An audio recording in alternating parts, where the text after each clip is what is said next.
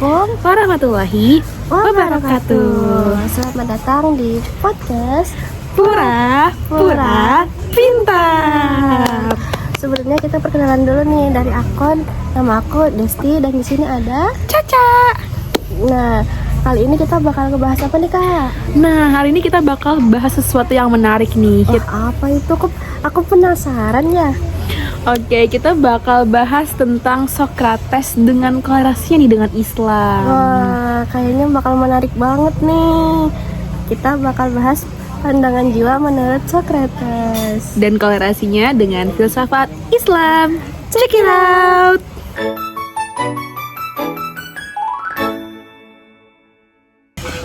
Nah, jadi aku punya beberapa pertanyaan nih buat podcast kita kali ini. Gimana? Siap, Cak? Aduh, sebenarnya agak kurang siap ya. Waduh.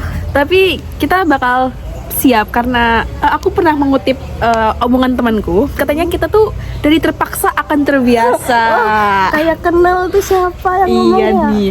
Oke, tapi sebelum itu aku mau disclaimer dulu nih, Kak. Ya. Oke, jadi karena ini namanya podcast pura-pura pintar, jadi di situ pasti ada kesalahan ya, teman-teman. Kalau misalnya kalian menemukan kesalahan ataupun kekurangan bisa dikoreksi di kolom komentar, oke? Jadi nih, Kak, sebelum first question, aku boleh kenalin dulu nggak nih siapa itu Socrates? Boleh banget dong, biar penonton juga pada tahu sebenarnya siapa sih Socrates itu.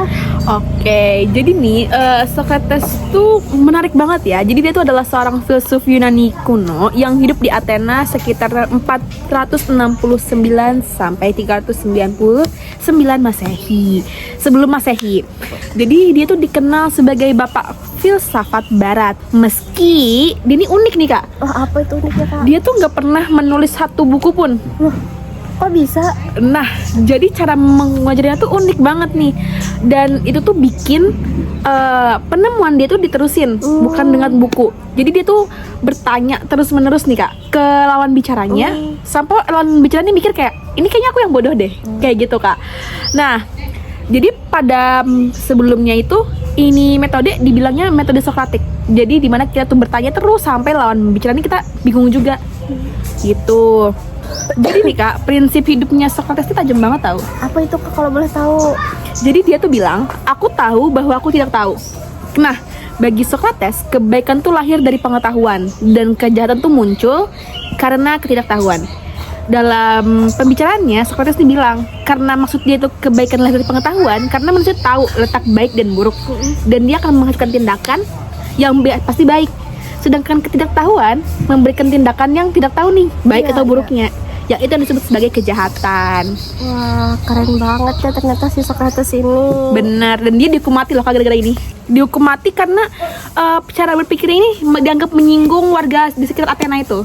Wah, jadi dia dihukum mati dengan cara minum racun. dia sebenarnya pintar tapi dihukum mati ya. Iya, ironis ya. Ironis sekali. Nah, karena tadi aku bilang ada beberapa pertanyaan, jadi kita Iya. langsung aja ke first question. Gimana, Kak? Aduh, oke, boleh deh, Kak. Siap ya? Siap banget. Oke, jadi menurut Socrates, apa sih hubungan antara jiwa yang baik dan kebahagiaan sejati manusia itu?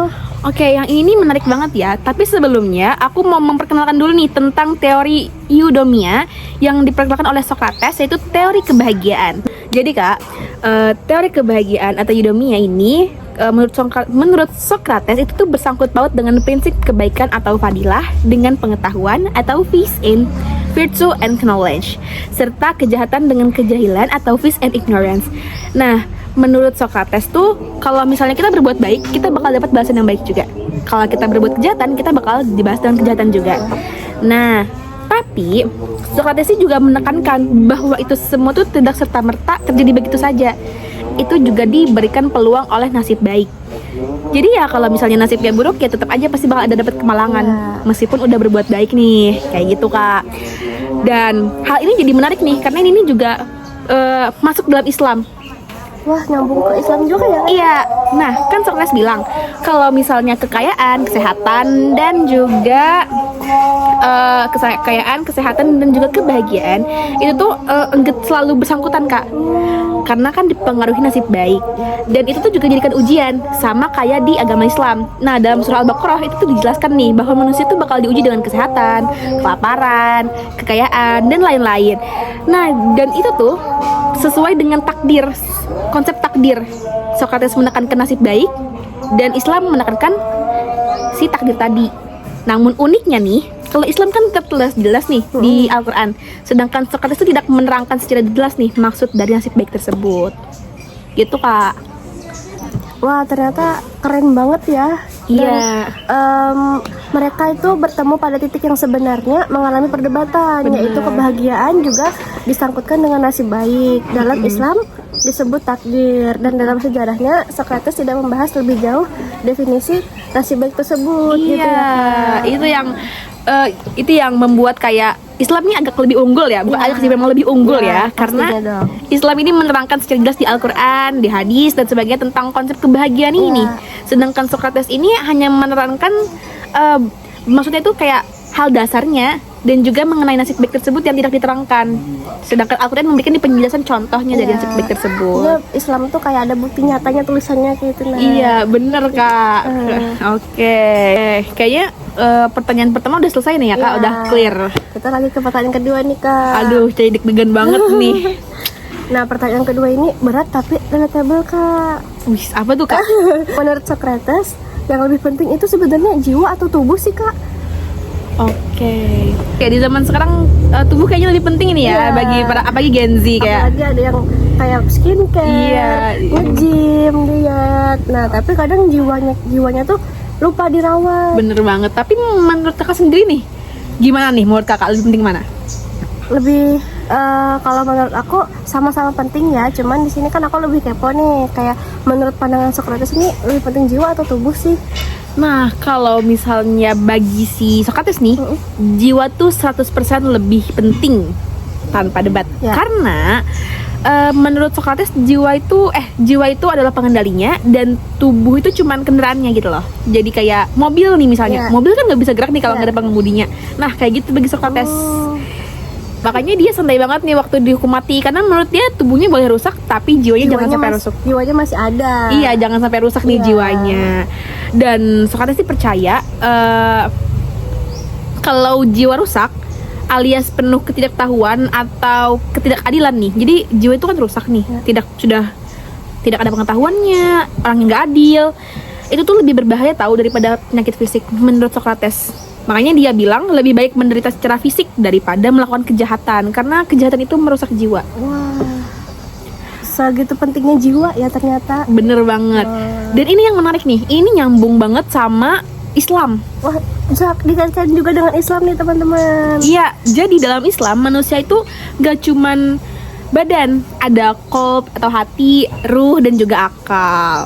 Islam itu juga ngajarin tubuh itu amanah dan jiwa adalah yang mempertanggungjawabkan. Hati kotor, perilaku ikut kotor. Bener banget.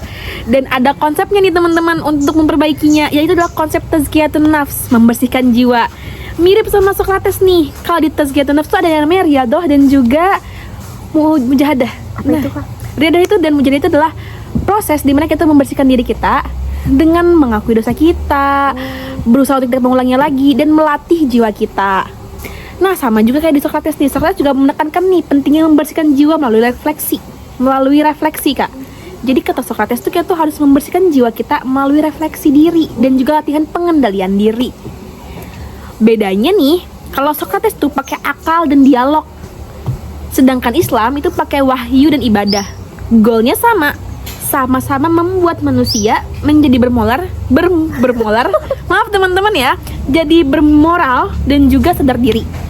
Dan Islam dengan dalil Al-Qur'annya dan Socrates dengan murid-muridnya yang menyampaikan pada kita semua.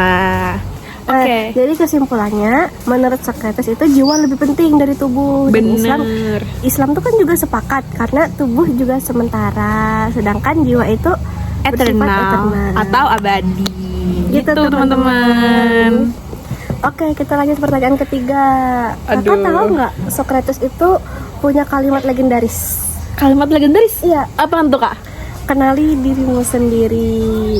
Kelihatannya simpel, tapi rasanya tuh kayak berat banget gitu ya. Iya, kayaknya kelihatannya gampang, tapi Iya. pas disuruh jelasin diri sendiri malah bingung. Nama bisa jawab, hobi bisa jawab, tapi nilai hidup, moral, loading banget nih rasanya. Iya. Nah, menurut Socrates, mengenal diri sendiri itu penting buat kesehatan jiwa. Karena kalau kita nggak kenal diri kita gampang dikontrol sama emosi, ego, dan nafsu. Contohnya, orang yang kelihatan sukses secara fisik, sehat, kaya, keren, tapi jiwanya capek, gampang marah, dan sering ngerasa kosong. Nah, di sini Socrates tuh percaya, Kak, jiwa yang sehat itu jiwa yang bermoral. Artinya hidup sesuai nilai kayak kejujuran dan keadilan. Makanya dia bilang orang berbuat jahat itu bukan karena niat, tapi karena nggak ngerti apa sih itu kebaikan. Oke, jadi kalau kita kenal diri kita sendiri, kita jadi lebih sadar ya sebelum bertindak. Nggak asal ngomel, nggak asal nyalahin orang. Jadi intinya kayak gimana, Kak? Intinya versi Socrates ini, rawat dulu jiwanya, baru urusin yang lain. Oke, setuju banget nih, karena badan bisa capek, Iya. jiwa bisa capek, dan hidup jadi dan bisa bikin hidup berantakan. Dan ini tuh kayak sejalan banget sama konsep yang dikaitkan dengan Islam nih, Kak. Apa itu, Kak? Kepo ih. Dalam Islam tuh ada konsep yang namanya muhasabah, Kak. Apa itu, Kak? Ini nih konsep introspeksi diri yang mirip banget sama yang kita kenal dari Socrates, yaitu kenali dirimu sendiri. Islam tuh ngajarin kalau kamu mau jadi manusia yang baik, kamu tuh harus kenal dulu isi hati kamu. Karena hati yang rusak, amal ikut rusak. Nah, jadi ada hadis yang bilang, ada hadis yang bilang dalam tubuh ada segumpal daging. Kalau dia baik, maka seluruh tubuh akan baik. Gitu. Dan Islam ini dikenal juga dengan konsep nafs. Kakak pasti tahu kan konsep nafs? Nafs yang rendah, nafs yang menyesal, dan nafs yang tenang, semua itu butuh kesadaran diri. Sama kayak yang ditekankan oleh Socrates. Bedanya, Socrates pakai akal dan dialog. Islam pakai Akal, wahyu, dan ibadah. Tapi tujuannya sama. Jiwa yang sehat secara moral. Nah, jadi bisa dibilang nih, konsep kenali dirimu itu sendiri tuh versi filosofisnya. Ya. Tapi ada versi sofistiknya nih, Kak. Apa itu, Kak? Versi sofistiknya tuh dijelasin sama Imam Al-Ghazali, yang dimana dia bilang bahwa siapa yang mengenal dirinya dengan baik, maka dia akan mengenal Tuhannya dengan baik pula. Wah. Karena apa? Karena tadi dijelaskan pada sebuah hadis tadi kan, bahwa apabila dia baik, segumpal daging tadi, maka seluruhnya akan baik. Dan itu dia yang dimaksud dengan siapa yang mengenal dirinya dengan baik, maka akan mengenal Tuhan yang dengan baik. Karena dia akan mengenal penciptanya dengan baik. Menarik ya, Kak ya? Menarik banget nih pembahasannya. Bener. Jadi muhasabah sendiri adalah introspeksi diri yang sangat-sangat dalam nih, Kak. Dimana kita tuh mengenal diri kita sendiri hingga kita tuh sampai pada Tuhan kita. Sedangkan Socrates ini kan masih pada tahap diri kita sendiri ya. Karena seperti yang kita ketahui bahwa filsafat Yunani kuno dan filsafat Islam cukup berbeda. Beda banget. Dan inilah titik temunya, guys, integrasi ya. Integrasi yang dimana tadi kita bisa sebutin tadi ya, Kak ya, soal muhasabah dan kenali diri sendiri tuh sama. Konsepnya sama dengan jalur yang berbeda. Gitu teman-teman, pembahasan kita hari ini. Jadi pembahasan kita sangat menarik ya hari ini ya, Kak ya. Berat tapi menarik. Ya, menarik banget. Ini ternyata banyak banget ya pelajaran yang bisa diambil dari antara Socrates dan pandangan Islam itu. Iya, ada kesimpulannya nih. Kesimpulannya, menurut Socrates, mengenal diri itu adalah kunci kesehatan jiwa. Dan di dalam Islam, mengenal diri itu jalan menuju akhlak dan iman. Kalau jiwa sehat, moral ikut sehat. Dan kalau moral sehat, dunia nggak sekeos sekarang. Nah, bener banget. Jadi, kita ini kan lagi banyak nih, Kak, masalah-masalah di dunia ini ya. Iya, banyak banget. Itu kan bisa disebut juga karena ketidaktahuan, karena pengetahuan yang minim, Iya. ataupun karena masih bingung nih membedakan yang salah dan yang benar. Makanya dunia bisa chaos. Kalau misalnya kita mau memperbaiki dunia, maka kita perbaiki diri kita sendiri dulu. Jangan lupa bahwa jiwa yang sehat akan membuat moral ikut Sehat. Oke, kayaknya sampai sini dulu deh, Kak ya, podcast Iya, kita. karena kita sudah banyak pelajaran yang dapat nih, Kak. Iya, podcast yang cukup berat hari ini dan akan kita lanjutkan Di kapan-kapan. Oke, kita nggak tahu kapan-kapannya kapan, yang jelas kapan-kapan. Sampai ketemu lagi dengan kita di podcast Pura Pintar. Dadah. Salam dulu Kak. salam dulu. 1, 2, 3. Wassalamualaikum warahmatullahi wabarakatuh.